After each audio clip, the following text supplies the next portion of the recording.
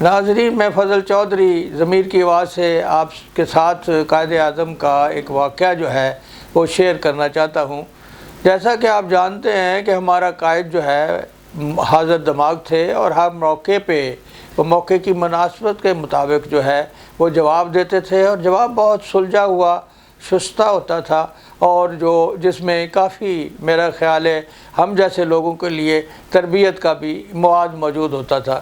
تو قصہ یہ ہے کہ ایک باہر کسی ملک میں وہ جب گئے تھے پروفیسر ان کے ساتھ، کہ ایک پروفیسر کے ساتھ ان کا کن باتوں پہ تکرار رہتا تھا، تو کھانے کی میز پہ بیٹھے ہوئے تھے تو پروفیسر نے کہا، قائد اعظم بھی اسی میز پہ کھانے کے لیے شام بیٹھے ہوئے تھے، تو اس نے کہا سور اور پرندہ ایک جگہ اکٹھے نہیں ہو سکتے۔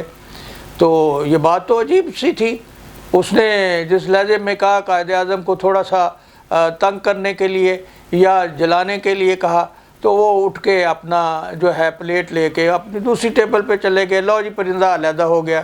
تو اس پہ جو پروفیسر ہے وہ بھی سیخ پا ہوا کہ میں نے تو ان کو تھوڑا سا غصہ دلانے کے لیے کہا تھا، تو یہ ہمیں جو الٹا جو ہے وہ سور بنا کے تو پرندہ بن کے خود پرندہ بن کے چلے گئے ہیں۔ تو یہ اس طرح پروفیسر کے ذہن میں قائد اعظم کو ذکر کرنے کے لیے، تنگ کرنے کے لیے ہمیشہ جو ہے وہ کوئی نہ کوئی موقع کی تلاش میں وہ پروفیسر رہتے تھے۔ تو انہوں نے اس دفعہ کہا کہ ہاں، قائد اعظم سے سوال کیا کہ اگر کسی جگہ پیسوں کی تھیلی پڑی ہو یا پیسوں کا پرس گرا ہوا ہو، اور آپ کیا پسند کریں گے؟ اس میں آپ کوئی اپنی ایمانداری کا مظاہرہ کریں گے یا اس کو چھوڑ دیں گے یا اٹھا لیں گے؟ تو قائد اعظم نے کہا کہ میں اس کو اٹھا لوں گا۔ انہوں نے کہا تو وہ عجیب آدمی ہو تم تو، اس کو کہا کہ یہ انسانوں والی بات تو نہیں ہے۔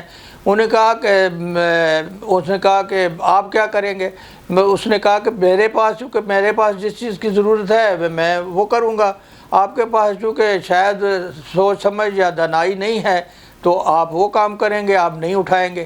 تو یہ بھی ایک شستہ ان کے اوپر جملہ تھا، حالانکہ قائد اعظم کو کہاں ضرورت پیسوں کے اٹھانے کی یا لینے کی۔ تو انہوں نے کہا کہ بھائی چلو، اگر مجھے پیسوں کی ضرورت ہے میں اٹھا لوں گا، تم میں دنائی نہیں ہے یا اشکنی نہیں ہے تو تم نہیں اٹھاؤ گے۔ تو یہ شستہ سی ان کی باتیں ہوتی تھیں جس میں ہمارے لیے کافی سبق ہے موجود، اور ہمیں اس سے استفادہ کرنا چاہیے۔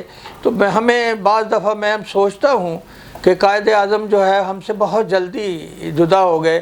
ابھی تو ہم بالکل نیا بورن ملک تھا، اور وہ اپنی بیماری کے ساتھ ہم سے جدا ہو گئے، اور وہ ہماری تربیت جو ہے اس واقعہ سے اس طریقے سے نہیں کر پائے، یا ہم ان سے یہ چیزیں لے نہیں سکے جو ہمارے لیے مفید ہوتی اس مستقبل میں، اور ملک کی ترقی کے لیے ہم بہتر جو ہے اقدامات کر سکتے۔